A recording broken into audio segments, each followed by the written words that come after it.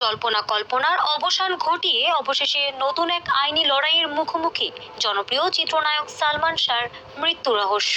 ঢাকাই চলচ্চিত্রের এই অমর নায়কের প্রয়াণের দীর্ঘ ২৯ বছর পর আদালতের নির্দেশে দায়ের করা হত্যা মামলার এজাহার প্রকাশ পাওয়ার পর দেশজুড়ে তোলপাড় সৃষ্টি হয়েছে।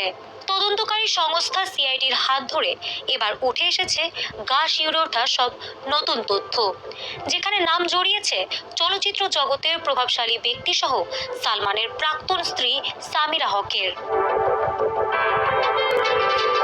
মামলাটিকে একটি অত্যন্ত সুপরিকল্পিত হত্যাকাণ্ড হিসেবে দাবি করে সালমানের পরিবার যে এজাহার দায়ের করেছে তাতে পরিষ্কারভাবে উল্লেখ করা হয়েছে একটি গোপন মিশনের কথা।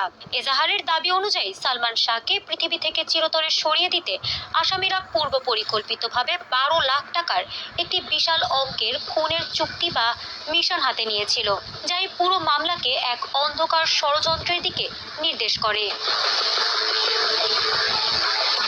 মামলার এজাহারে ১৯৯৬ সালের সেই অভিশপ্ত ৬ সেপ্টেম্বর সকালের ঘটনার এক রোমহর্ষক বিবরণ দিয়ে বলা হয়েছে, ঘটনার দিন প্রথমে সালমানের পরিবার তার সাথে দেখা করতে গেলে স্ত্রী সামিরা এবং গৃহকর্মী আবুল জানান সালমান ঘুমাচ্ছেন।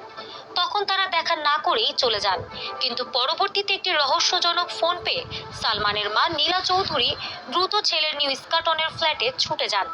সেখানে গিয়ে ঘরে প্রবেশ করতেই তিনি দেখতে পান এক অস্বাভাবিক ও অদ্ভুত পরিস্থিতি,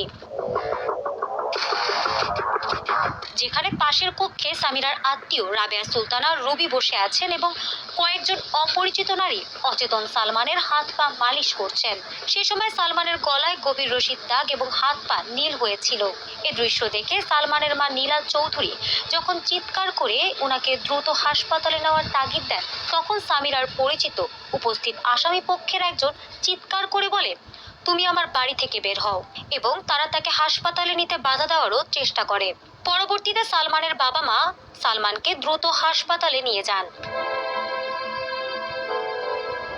এই সুপরিকল্পিত হত্যাকাণ্ডে প্রাক্তন স্ত্রী সামিরা হক ছাড়াও প্রধান আসামি হিসেবে নাম এসেছে চলচ্চিত্র প্রযোজক আজিজ মোহাম্মদ ভাই, সামিরার মা লতিফা হক লুসি এবং সালমানের এক সময়ের ঘনিষ্ঠ বন্ধু ও খল অভিনেতা আশরাফুল হক ডন সহ মোট ১১ জনের। মামলা দায়েরের পর থেকে এই চাঞ্চল্যকর হত্যা মামলার ৪ নম্বর আসামি খল অভিনেতা আশরাফুল হক ডন দীর্ঘদিন ধরে আত্মগোপনে ছিলেন, তবে শেষ রক্ষা হয়নি তার। হযরত শাহজালাল আন্তর্জাতিক বিমানবন্দর দিয়ে ওমরা পালনের ছদ্মবেশে সৌদি আরবে পালিয়ে যাওয়ার চেষ্টা করার সময় ইমিগ্রেশন পুলিশের হাতে ধরা পড়েন তিনি।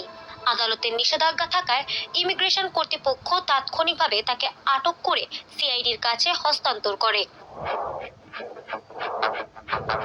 পরবর্তীতে সিআইডি ডনকে ঢাকার চিফ মেট্রোপলিটন ম্যাজিস্ট্রেট আদালতে হাজির করলে বিজ্ঞ আদালত তার জামিন আবেদন কঠোরভাবে নামঞ্জুর করে সরাসরি জেল হাজতে পাঠানোর নির্দেশ দেন।